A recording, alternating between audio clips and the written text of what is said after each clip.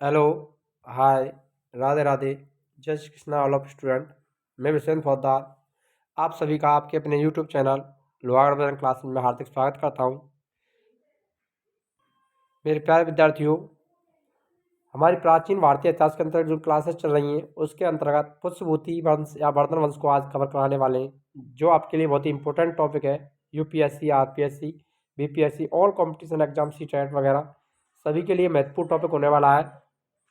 तो देखिए, गुप्त वंश के पतन के बाद में जिन नए राजवंशों का उद्भव हुआ था उनमें मैत्रक, मौखरी, पुष्यभूति और परवर्ती गुप्त शासक और गौड़ शासक प्रमुख रहे हैं। लेकिन इन राजवंशों में सबसे जो प्रमुख राजवंश था वो पुष्यभूति वंश था, जिसने सबसे विशाल साम्राज्य स्थापित किया था गुप्त वंश के बाद में। पुष्यभूति वंश का संस्थापक पुष्यभूति ही माना जाता है। इनकी जो राजधानी थी थानेश्वर थी। यानी वर्धन वंश की प्रारंभिक जो राजधानी रही थी वो कौन सी? थानेश्वर, जो कि हरियाणा में पड़ता है। खबर पड़ता है हरियाणा। मोस्ट इंपोर्टेंट क्वेश्चन है, मोस्ट कर लेना है आपको इसको। इसे थानेश्वर नामक स्थान कहा जाता है। वर्तमान में क्या कहते हैं? हरियाणा प्रांत के कुरुक्षेत्र जिले में स्थित वर्तमान थानेश्वर नाम से स्थापना हुई थी इसकी। नेक्स्ट देखिए, प्रभाकर वर्धन इस वंश का स्वतंत्र जन्मदाता माना जाता है। इसने इसका सर्वाधिक विकास किया था पुष्यभूति के बाद में। प्रथम प्रभावशाली शासक था जिसे परम भट्टारक और महाराजा देहराज की उपाधियां धारण की थी। किसने? प्रभाकर वर्धन ने। प्रभाकर वर्धन के बात करें तो देखिए, दो पुत्र थे। प्रभाकर वर्धन की पत्नी यशुमती से दो पुत्र हुए थे। इसकी पत्नी का नाम क्या था? यशुमती था। मोस्ट है। प्रभाकर वर्धन की पत्नी मसुमती, यशुमती, जिसके दो पुत्र थे, राज्यवर्धन और हर्षवर्धन। राज्यवर्धन और हर्षवर्धन दोनों भाई थे और इनकी एक पुत्री थी जिसका नाम था राजश्री। ये भी आपको ध्यान रखना है, मोस्ट इंपोर्टेंट है, पूछे जाते हैं। प्रभाकर वर्धन के पुत्र कितने थे? दो, राज्यवर्धन और हर्षवर्धन। राजश्री किसकी पत्नी थी? पुत्री थी तो प्रभाकर वर्धन की। और इसका जो विवाह हुआ था वो ग्रह ब्रह्मा के साथ में हुआ था। ये भी आपको देख लेना है यहाँ पर। तो देखिए, ये कन्या राजश्री, जिसका नाम विवाह कन्नौज के मौखरी राजा यानी मौखरी वंश का राजा था ग्रह वर्मा के साथ में राजश्री का विवाह हुआ था।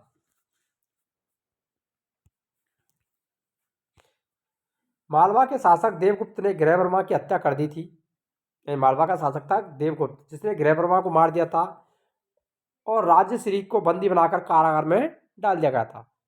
राज्यवर्धन ने देवगुप्त को मार डाला, यानी उसने अपनी बहन के पति का बदला लिया था राज्यवर्धन ने। परंतु देवगुप्त का के मित्र गौड़ नरेश शशांक ने धोखा देकर राज्यवर्धन की हत्या कर दी थी। ध्यान में रखना, राज्यवर्धन की हत्या किसने की थी? तो शशांक ने इसकी हत्या की थी। राज्यवर्धन की हत्या करने वाला कौन था? शशांक। और जो कहाँ का शासक था? गौड़ नरेश था। मोस्ट इंपोर्टेंट फैक्ट है, ध्यान में रखना। राज्यवर्धन को किसने मारा था? और राज्यवर्धन की मृत्यु का बदला लेने और अपनी बहन का बदला लेने के लिए इसने, इसके बाद में जो हर्षवर्धन था उसने शशांक को मारा था। शशांक शैव धर्म का अनुयायी था, ये भी आपको ध्यान में रखना है।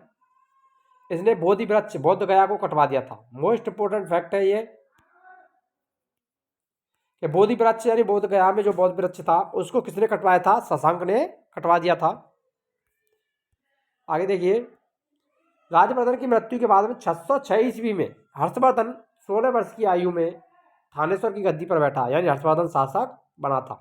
कब बना था? 606 ईस्वी में। और कितने वर्ष की आयु थी उसकी? 16 वर्ष की अवस्था थी उस समय।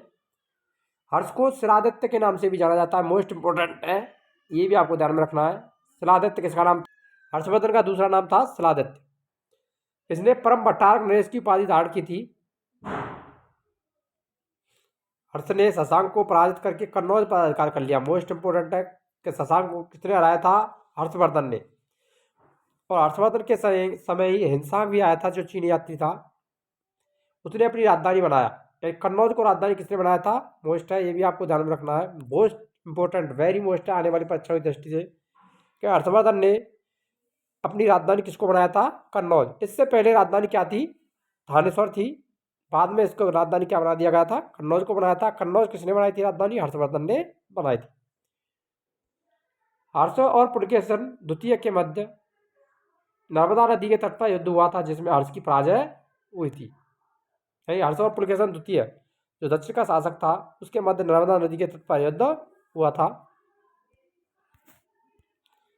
चीनी यात्री हिंसांग हर्षवर्धन के शासनकाल में भारत में आया था। मोस्ट इंपोर्टेंट है, हिंदुस्तान किसके समय भारत आया, ये क्वेश्चन पूछा जाता रहा है।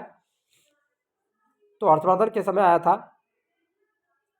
हिंदुस्तान को यात्रियों में राजकुमार, ध्यान में रखना, मोस्ट इंपोर्टेंट चीज़ है ये, इंपोर्टेंट ध्यान में देना है आपको, सभी को नोट करते चलना है।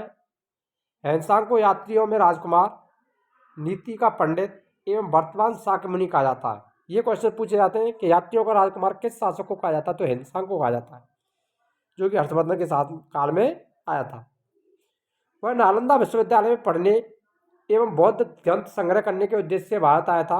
मोस्ट इंपोर्टेंट ध्यान रखना कि हिंदुस्तान भारत क्यों आया था, नालंदा विश्वविद्यालय में अध्ययन करने और बौद्ध ग्रंथों का संग्रह करने के उद्देश्य से ही आया था।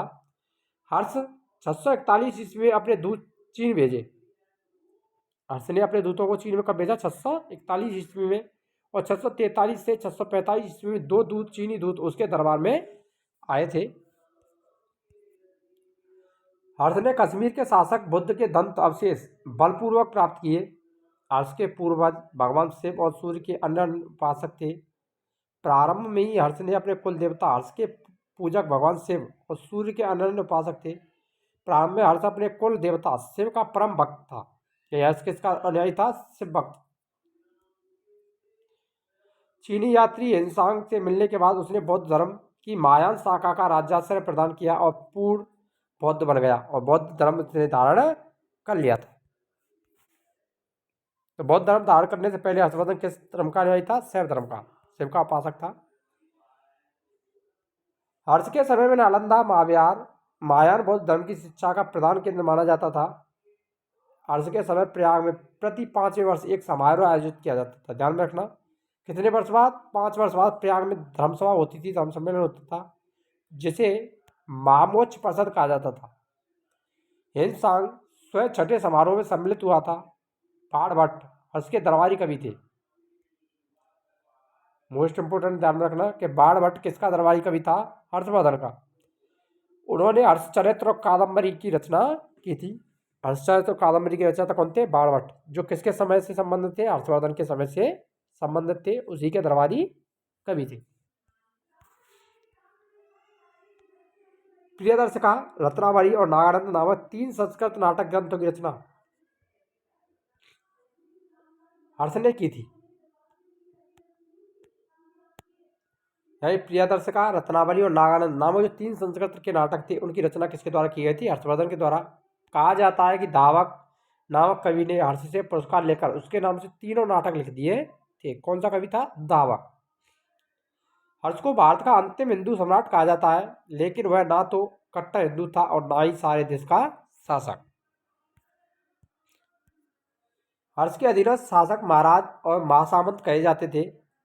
हर्ष के मंत्री परिषद के मंत्री को सचिव या अमात्य कहा जाता था। ये भी ध्यान में रखना, मोस्ट इंपोर्टेंट है, ये पूछा जाता है क्वेश्चन एग्जाम में। हर्ष के मंत्री परिषद के मंत्री को क्या कहा जाता था, सचिव या अमात्य। प्रशासन की सुविधा के लिए हर्ष का साम्राज्य कई प्रांतों में विभाजित था। प्रांत को क्या कहा जाता था, भुक्ति, और प्रत्येक भुक्ति का शासक राजस्थानीय, उपरेक या राष्ट्रीय कहलाता था। ये भी क्वेश्चन पूछे जाते हैं, यहाँ से मोस्ट है, ध्यान रखना। हर्ष चरित्र में प्रांतीय शासक के लोकपाल शब्द का प्रयोग हुआ है।